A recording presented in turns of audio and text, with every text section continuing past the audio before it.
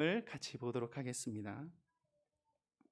누가복음 5장 17절에서 26절 말씀입니다.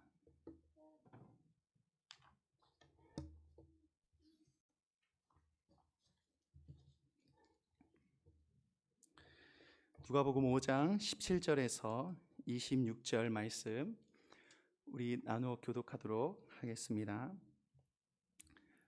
누가복음 5장 17절에서 26절 말씀. 하루는 가르치실 때 갈릴리의 각 마을과 유대와 예루살렘에서 온 바리새인과 율법 교사들이 앉았는데 병을 고치는 주의 능력이 예수와 함께하더라.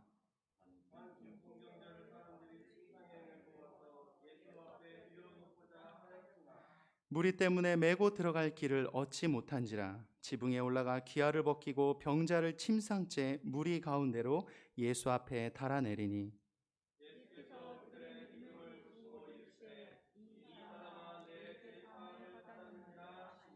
서기관과 바리새인들이 생각하여 이르되 이 신성 모독하는 자가 누구냐?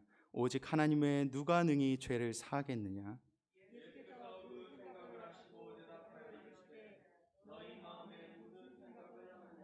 내 죄 사함을 받았느니라 하는 말과 일어나 걸어가라 하는 말이 어느 것이 쉽겠느냐?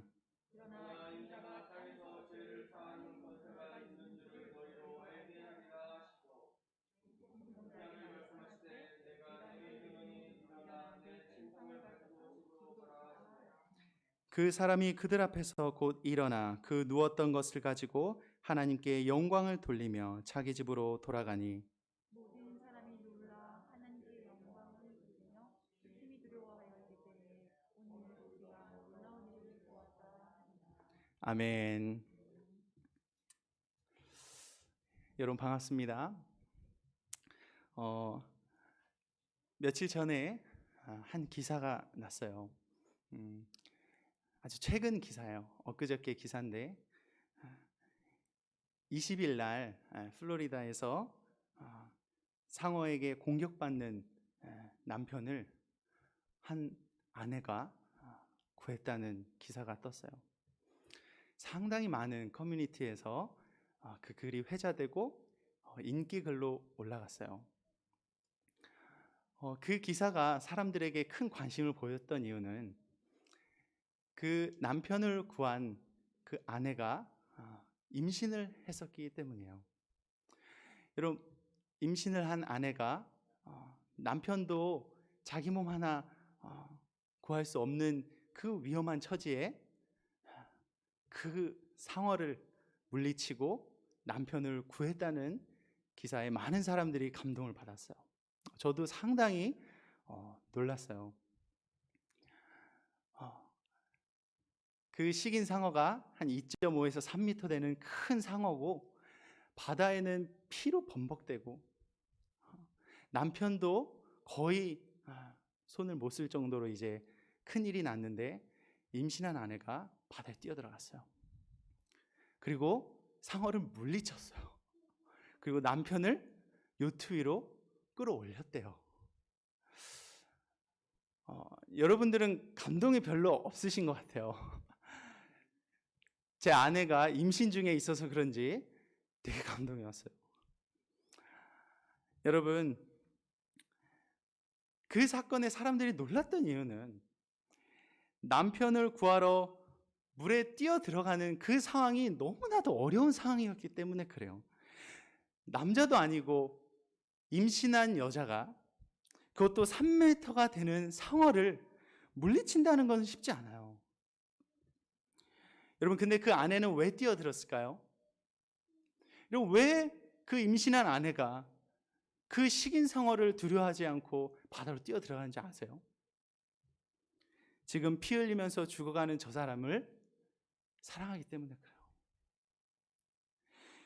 여러분, 이 아내에게는 임신한 사실이 3m의 상어가 핑계가 되지 않았어요. 꼭 그와 같은 얘기가 오늘 성경에 나와요. 4명의 사람들이, 그냥 편하게 친구라고 할게요. 4명의 친구들이 자신의 친구 중풍병으로 고생하는 걸 알았어요. 여러분, 얼마나 오랫동안 침상에 누워 있었겠어요? 환자를 오래 돌본 분은 아시겠지만 방에서 방 이동하는 것도 쉽지 않아요. 여러분, 침상에 누인 채로 들것에 들었던 이유는 손 하나 까딱할 수 없는 아주 고약한 중풍병에 걸렸기 때문에 그래요. 그런데 그 친구들이 이 한 친구를 위해서 들것에 들고 먼 길이겠죠, 여러분. 그 땡볕이 더운 그 한낮에 예수님이라는 분이 어느 한 집에 도착했다는 소식을 들었을 거예요. 자기 친구를 침상에 메고 4명이 예수님께 달려가요. 그런데 여러분, 오늘 본문에 무리라는 표현을 쓸 정도로 정말 많은 사람들이 이미 그 집안에 가득했어요. 다른 복음서에 보니까 밖에 사람들이 못 들어가서 서성거리고 있었어요. 어떻게 했을까요? 만약에 저 혼자라면 어떻게든 그 비집고 들어가서 좀 이렇게 할 수 있을 것 같은데 지금 이 상황 그렇지가 못해요. 이 중풍병자를 들어야 되고 4명이 환자까지 5명이 한 조를 이뤄야 돼요. 그러니까 비집고 들어갈 틈도 없어요. 이미 자신보다 먼저 온 사람들도 늦어가지고 바깥에 다 서성거리고 있어요. 여러분, 그래도 이 친구들 사람 많고 날씨가 덥고 무겁고 힘들고 안에 들어갈 수 없는 그 상황을 핑계대지 않았어요. 4명의 친구들은 오히려 눈이 더 초롱초롱 빛났어요. 아마 그 중에 한 친구가 이랬을 것 같아요. 밖에 어디 문이 없나? 밖에 어디 창문이 없나? 들어갈 만한 어디 구멍은 없나? 없었죠. 근데 그 중에 한 친구가 아주 해괴망측한 이야기를 해요. 얘들아, 우리 지붕을 뚫을까? 여러분, 이 이야기는 정말로 해괴망측한 이야기예요. 그런데 이 이야기를 들은 나머지 모든 친구들은 그 이상한 이야기를 듣고도 그 이야기를 이상하다 여기지 않았어요. 좋은 생각이야, 좋은 생각이야. 올라가자. 여러분, 그 친구들이 망설이거나 머뭇거리거나 혹은 한 명이라도 반대하면 그거 안 되는 얘기예요. 4명 모두가 다 오히려 환자가 더 얘들아 이렇게까지 해야 되겠어? 아마 그랬을 것 같아요. 여러분, 그 중풍병자를 침상에 메고 4명이 한 조를 이루어서 지붕에 올라가는 건 정말 힘든 얘기예요. 여러분, 힘들 뿐만 아니라 그 일은 상당히 부담되는 이야기예요. 자기 집도 아닌데 왜 뜯어? 여러분, 그 집주인이 보면 얼마나 기가 막히겠어요. 자기 집도 아닌데 그 지붕을 뜯을 생각하는 건 상당히 부담되는 거예요. 그런데 더 심각한 건 그 일은 위험한 일이에요. 여러분, 오늘 본문에 보니까 지붕을 뜯었다고 그랬어요. 여러분, 뜯으면 뜯을 수 있는 그 지붕 올라가는 거 얼마나 위험해요. 아니, 뜯긴다고 뜯기는 건 뭐예요 도대체 지붕이. 그렇게 약한 지붕이었어요. 거기에 5명이 올라가는 거 위험한 거예요. 그것도 균형을 잘 잡고 이 중풍병자 친구를 잘 내려가는 건 쉽지 않아요. 그런데 그들이 그렇게 힘들고 부담되고 위험한 그 일을 했었던 이유는 친구를 사랑했기 때문에 그래요. 여러분, 그 부담스럽고 힘든 그 일을 핑계대지 않았어요. 야, 가. 다시 가자야. 그렇게 핑계대지 않았어요. 그들은 정말로 지붕에 올라갔고 또 지붕을 뜯었어요. 그리고 친구를 침상째 박줄에 묶어서 천장에서 달아내렸어요. 여러분, 이 순간 얼마나 여러분 창피하겠어요. 이스라엘 사람들은 체면을 우리나라보다 더 중요하게 생각하는 것 같아요. 우리나라 사람보다. 그렇죠? 성경에 보니까 상당히 체면을 중시해요. 근데 그들은 얼마나 창피할까요? 욕먹기 딱 좋은 상황이에요. 문으로 새치기 해도 욕먹는데 남의 집 지붕을 뜯어서 가는 거 얼마나 욕먹기 딱 좋아요. 아마 모든 사람들이 그 사람들을 미친 사람 취급으로 바라봤을 거예요. 그런데 사람들의 그 안 좋은 시선과 내가 부끄럽고 창피하다는 그것이 이 친구를 포기해야 할 그런 핑계가 되지 못했어요. 여러분, 아이 친구들은 이 중풍병자를 보란 듯이, 사람들 보란 듯이 물이 가운데로 내려버려요. 오늘 본문에 있죠? 물이 아예 가운데로 내려버려요. 지붕에서. 그리고 예수님 눈앞에 바짝 붙여요.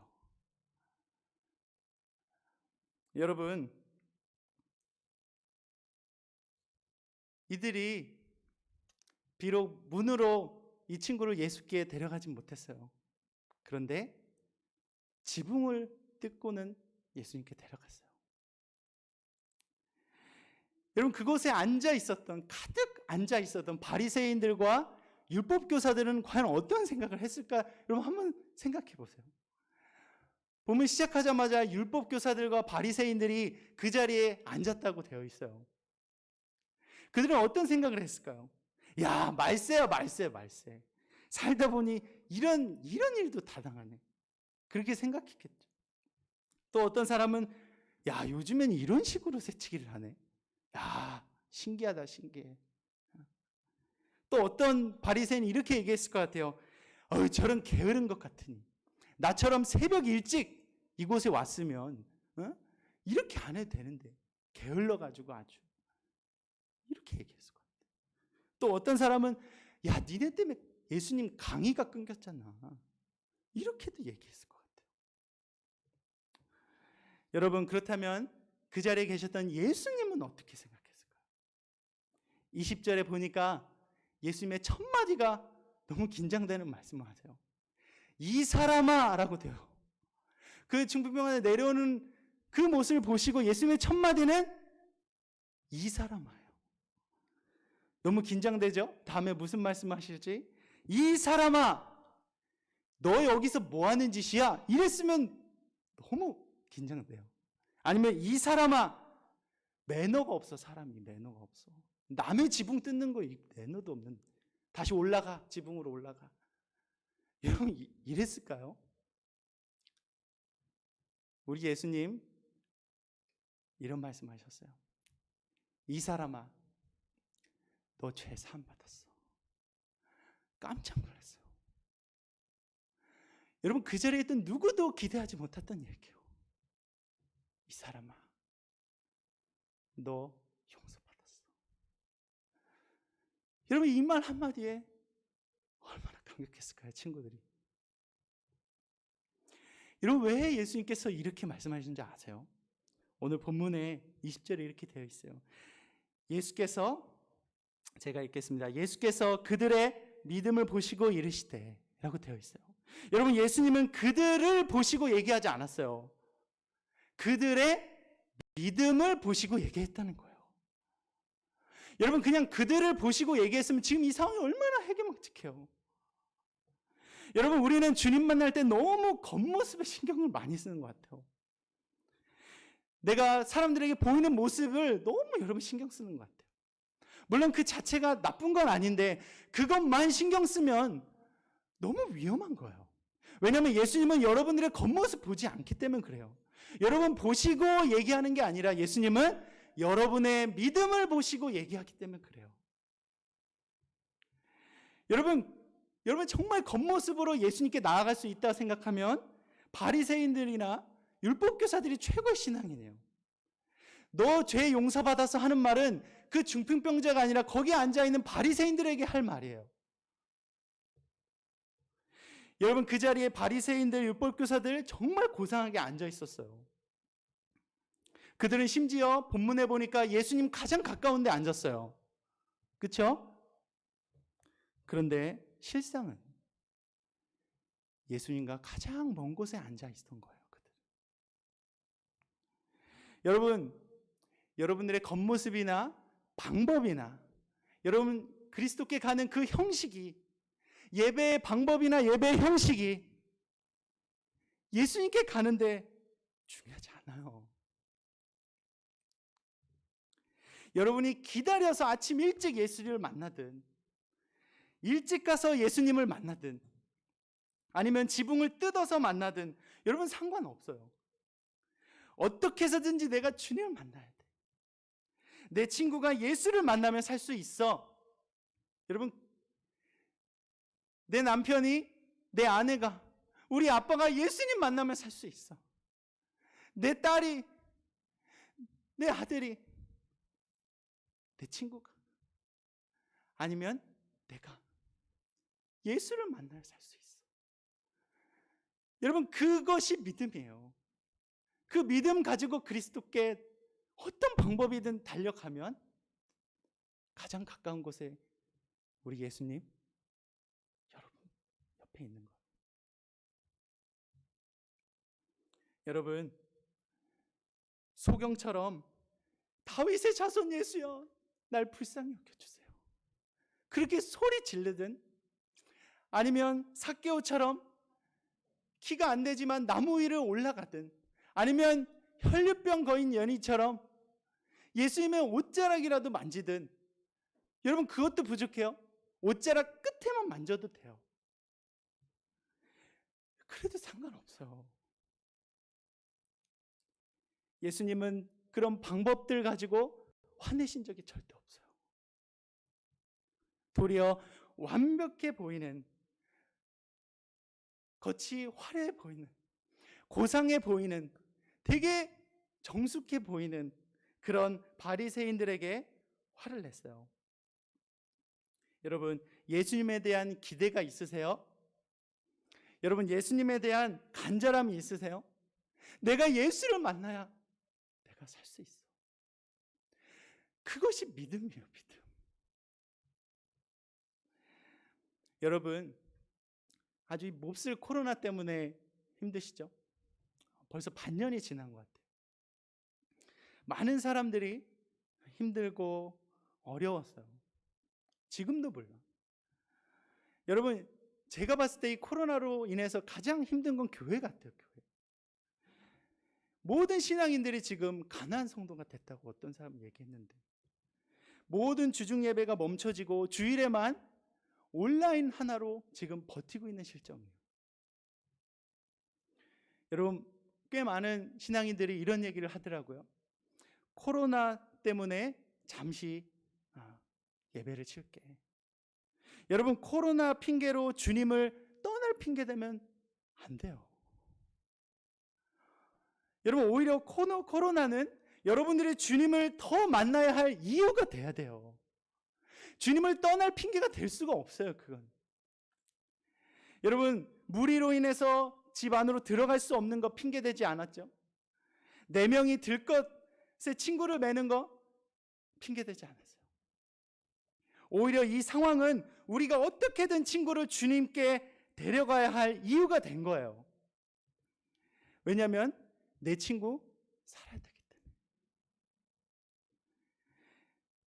여러분, 그게 바로 지붕을 뜯은 이유예요.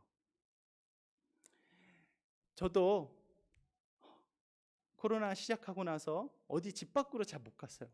당연히 교회도 제대로 갈 수가 없었어요. 교회도 당연히 예배를 열리지 않았지만 너무 신앙적으로, 저 개인적으로도 쉽지 않더라고요. 아내가 하루는 몇 개월 전에 갑자기 여보, 우리 밤마다 우리 기도해요. 좋다 기도하자. 밤마다 모여서 기도하기 시작했어요. 그 기도가 지금은 예배가 됐어요. 딸아이를 위해서 어린이 찬양 같이 하고 율동하고 찬양 2곡 하나님께 드리고 삶을 나누고 말씀 나누고 기도를 해요. 손 붙잡고 예배가 됐어요, 가정 예배. 그런데 그 예배에는 좀 특이한 게 있어요. 뭐냐면 시작 시간도 정해지지 않았고 끝나는 시간도 정해지지 않았어요. 저녁을 먹고 나서 아이를 목욕 다 시키면 그때서야 예배가 시작되는 거예요. 끝나는 시간도 대중 없어요. 매일 1시간 이상 시켜요. 그러니까 너무 늦으니까 우리가 약속했어요. 야, 이번엔 좀 짧게 하자. 예배 시작 전에 항상 그래. 야, 이번에는 1시간 넘기지 말자. 이번에는 몇십 분까지 하자. 못 지켜져요, 항상. 항상 시간 초과요. 여러분, 코로나 때문에 오히려 매일 주님을 만나게 되더라고요. 여러분, 코로나는 사람과 사람을 막는 역할을 하더라고요. 그런데 중요한 건 그 코로나가 절대로 여러분과 하나님의 관계를 나뉠 수가 없어요. 아멘? 여러분, 절대로 나눌 수 없어요. 여러분, 그거 핑계 대면 안 되는 거예요. 코로나 때문에 주님 못 만나겠어요. 코로나 때문에 예배 못 드리겠어요. 여러분, 그러면 큰일 나는 거예요. 여러분, 그럼에도 이 코로나가 얼마나 고약하냐면 정말 많은 성도들을 지금 마치 들것에 실린 이 중풍병자처럼 만들어놨어요. 아니면 힘이 없이 그 중풍병자를 들고 있는 그런 연약한 성도들을 다 만들었더라고요. 여러분, 우리는 어떻게 해서든 방법을 찾아야 돼요. 어떻게 해서든지 여러분 이유를 찾아야 돼요. 여러분, 거리를 지금 이렇게 두고 마스크를 다 쓰고 현장 예배를 어떻게 해서든 드리든, 아니면 온라인 예배를 어떻게 해서든 내가 드리겠다, 아니면 야외 예배를 드리든 가정 예배를 드리든, 심지어 드라이브인 예배도 있더라고요. 여러분, 처음 그 기사를 접했어요. 드라이브인 예배가 있다. 댓글에 얼마나 비웃었는지 몰라요, 사람들이. 야, 무슨 자동차 극장이냐, 교회가. 제가 드려봤어요. 한번 드려봤어요. 예배 끝나고 차 안에서 예배를 드리고 아내가 그래요. 너무 은혜된다. 여러분, 그거 욕하면 안 돼요. 얼마나 감격되는지 몰라요, 그 예배. 그러니까 여러분, 그런 방법은 중요하지 않아요. 드라이브인 예배든 온라인 예배든 직접 마스크 쓰고 예배 드리든 상관없어요, 여러분. 예수 믿는데 꼭 이렇게까지 해야 돼. 어떤 사람 그러더라고요. 그렇게까지 해야 돼요. 여러분, 지붕까지 뜯었는데. 내가 코로나 끝나면 잘 믿을 거야. 내가 한번 봐봐. 내가 코로나 끝나면 아주 그냥 기도 맨날 하고 내가 열심히 할 거야, 내가. 여러분, 핑계야, 핑계. 여러분, 핑계예요. 여러분 중에 혹시 고통받는 성도 계세요? 정말 어려움이나 외로움이 있으세요? 혹 불편함이 있고 슬픔이 있고 좌절이 있으세요? 내가 죄책감이 심하고 우울해요? 답답해요? 여러분, 코로나로 힘드세요? 여러분, 그런 것들은 핑계가 될 수 없어요. 오히려 그 모든 것들을 가지고 내가 반드시 예수님을 만나야 될 이유가 돼야 돼요. 아멘? 여러분, 반드시 그것들을 가지고 예수님께 나아가야 돼요. 임신한 아내에게 엊그저께 그 기사를 제가 보고 식사 중에 쓱 기사를 보여줬어요. 쓱 핸드폰을 밀어 넣어줬는데 아내가 심각하게 읽더라고요. 왜냐면 본인도 임신했기 때문에. 와, 너무 감동되죠? 상어를 물리쳐서 어떻게 임신한 아내가. 그러면서 아내가 저에게 그랬어요. 여보, 제가 수영을 배워야 되겠어요. 야, 여러분들은 감동이 없겠죠? 저는 감동이 있었어요. 야, 아내가 모르겠어요. 실제로 그러면 안 들어왔으면 좋겠지만 수영을 배워야 되겠대요. 밥맛이 좋더라고요, 갑자기. 여러분, 꼭 예수님 그와 같아요. 여러분, 예수님 지금 다 듣고 계세요, 인생에서. 그런데 여러분들이 혹 야, 코로나인데 무슨 예배 한 번 스킵해. 온라인 드린 여러분들, 그냥 대충 빨리 해. 야, 예배니까 그냥 틀어놓고 밥해. 여러분, 그 얘기 다 듣고 계세요, 예수님. 여러분, 예배를 간단히 하니까 편하네. 쉽게 하니까 편하네. 여러분, 그런 예배 주님 함께 하실까요? 오히려 불편하지만 마스크 끼고 예배당 나오든가, 아니면 집중하기 힘든 온라인 예배지만 내가 최대한 한번 반복해서 듣겠다. 얼마나 좋아요, 온라인 예배. 2-3번 들을 수 있어요, 2-3번. 100번 들으세요, 100번. 여러분, 그런 마음가짐으로 드릴 때 얼마나 주님이 기뻐하시겠어요. 여러분, 우리 주님은 어쩌면 여러분들이 그렇게 지붕을 뜯기를 바라셨는지도 몰라요. 우리가 지붕을 뜯고 주님을 만날 때 여러분들 누웠던 인생이 반드시 일어나서 주님을 찬양하게 될 거예요. 우리 25절을 같이 읽을까요? 한 목소리로 25절 읽도록 하겠습니다. 시작. 그 사람이 그들 앞에서 곧 일어나 그 누웠던 것을 가지고 하나님께 영광을 돌리며 자기 집으로 돌아가니. 아멘. 여러분, 그 누웠던 인생이 그리스도를 만나고 일어나 하나님께 영광을 돌리는데 26절에 보니까 그 모습을 보고 그 자리에 있던 모든 사람들도 두려워하며 하나님께 영광을 돌렸다고 되어 있어요. 그 사람도 영광 돌리고 모든 사람들도 하나님께 영광을 돌렸어요. 같아요, 여러분? 달라요. 그 자리에 있는 모든 사람도 하나님께 영광 돌렸는데 달라요. 저는 여러분들이 남들 잘 되는 거 보고 하나님께 영광 돌리지 않았으면 좋겠어요. 그것도 중요하지만 더 중요한 건 여러분들이 체험했으면 좋겠어요. 아멘? 내가 그리스도를 직접 만나고 내가 직접 체험해서 하나님께 영광을 돌리는 게 더 중요한 거예요. 남들 보고 같이 따라하지 말고 여러분들이 직접 예배를 드려서 하나님께 영광 돌리세요. 여러분, 그 중풍병자가 비록 들어올 땐 지붕으로 들어왔는데 지금은 문으로 나가요. 예수님 만나기 전엔 누워서 왔는데 이제는 일어나서 가요. 저와 여러분들이 꼭 그렇게 됐으면 좋겠어요. 우리 주님은 지금 이 시간에도 지붕을 아마 기다리고 계실지 몰라요. 여러분 다 죄사함 받고 일어나고 우리 하나님께 영광 돌리는 그런 삶 체험하고 영광 돌렸으면 좋겠습니다. 아멘.